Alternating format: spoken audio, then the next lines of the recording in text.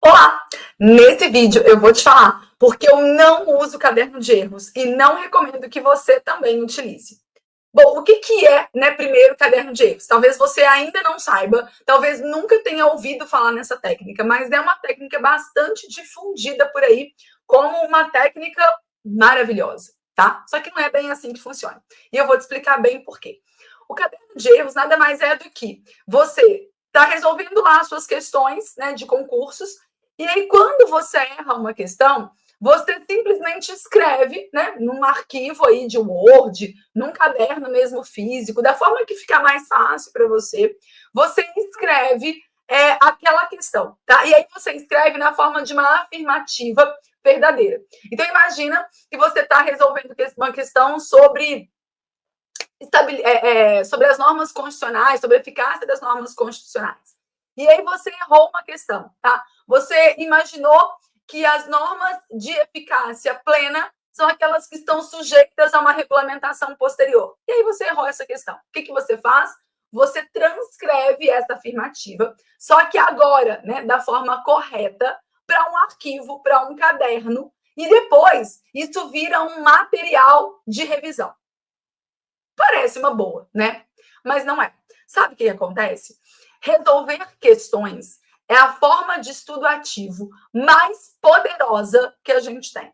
Se você ainda não entendeu muito bem esse negócio de estudo ativo e estudo passivo, calma lá que eu vou te explicar o que é. O estudo passivo é quando você recebe uma informação pronta, tá? Então imagina, quando você assiste uma videoaula, quando você lê um PDF, quando alguém explica para você um conteúdo, isso é um estudo passivo, Por quê? É uma informação que está vindo de fora para dentro, tá certo? Quando você resolve questões, quando você explica para alguém algum assunto, Quando você ensina alguma pessoa a fazer resolver um problema, por exemplo, resolver uma questão, quando você faz um resumo, só que não aquele resumo que você vai copiando trechos do texto, sabe? Aquele resumo que, ok, estudei um assunto, eu fecho o meu livro e aí eu vou escrever no papel aquilo que eu me lembro com as minhas palavras. Isso é um resumo ativo também, tá? Então, isso são formas de estudo ativo. O que é o estudo ativo? É você recuperar da memória aquela informação. Então, no estudo passivo, eu estou absorvendo o conhecimento. No estudo ativo, eu estou processando esse conhecimento.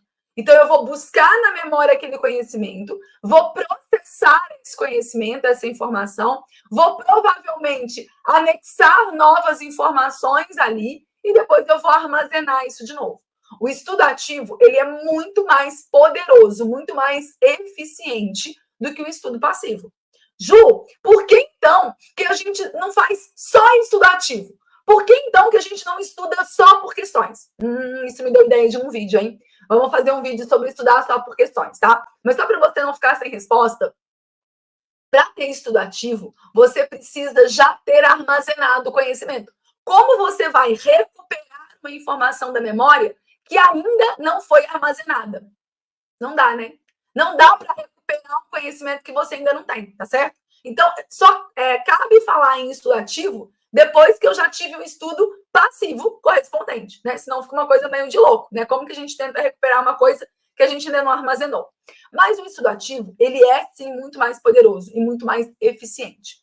Quando você faz caderno de erros, o que você está fazendo, na verdade? Você está transformando o estudo ativo, que é a resolução de questões, em estudo passivo, que é simplesmente você ficar ali, lendo aquelas afirmativas. E aí, sinceramente, não tem muita vontade, tá? Qual que é, então, a alternativa, a melhor solução para esse negócio? Porque, imagina, é legal você conseguir revisar aquele conteúdo, A gente tem realmente questões que estão muito boas. Tem uma coisa que eu estou sempre falando para os meus alunos, que é o seguinte: por mais completo que seja o material que você vai utilizar, as videoaulas, o PDF, o livro, o professor, ele não vai conseguir esgotar todo o assunto ali. Porque as pessoas já reclamam de PDFs com 100, 150 páginas. Imagina se o professor for colocar ali tudo que pode ser cobrado daquele assunto. vai dar 500 páginas de cada assunto, né? Então, não funciona dessa forma. Normalmente, o que o professor faz? Ele vai trazer ali as informações principais, aquilo que é o mais cobrado. E aí você precisa ir complementando esse material à medida que você vai resolvendo questões. Então, encontrei uma jurisprudência diferente. Anota a jurisprudência lá no material. A banca abordou por um viés que eu ainda não tinha visto. Anota essa informação no seu material. Isso é muito válido, tá? O que não é válido é você revisar depois essas questões através de afirmativas. É você transformar esse processo ativo da resolução de questões em um processo passivo de simples leitura. Então, qual que é a minha estratégia para você conseguir revisar essas questões de forma ativa e não mais de forma passiva, como acontece num caderno de erros? Você vai usar o Anki. Ju, o que é o Anki? O Anki é um aplicativo que foi desenvolvido para auxiliar no estudo de idiomas, tá? O Anki, na verdade, são flashcards em formato digital. Eu vou deixar em algum lugar desse vídeo, aqui em cima, o linkzinho, né, de um vídeo que eu fiz falando justamente sobre o Anki, para você conhecer melhor, tá? Mas imagina o Anki como se fosse um flashcard digital. Então, você vai criar ali, né, do Anki, baralhos, um para cada matéria, subbaralhos, um para cada assunto, e você vai armazenar no Anki as suas questões principais, aquelas questões que você quer revisar, aquelas questões que você ia colocar lá no caderno de erros. Só que no Anki, elas continuam no formato de questão.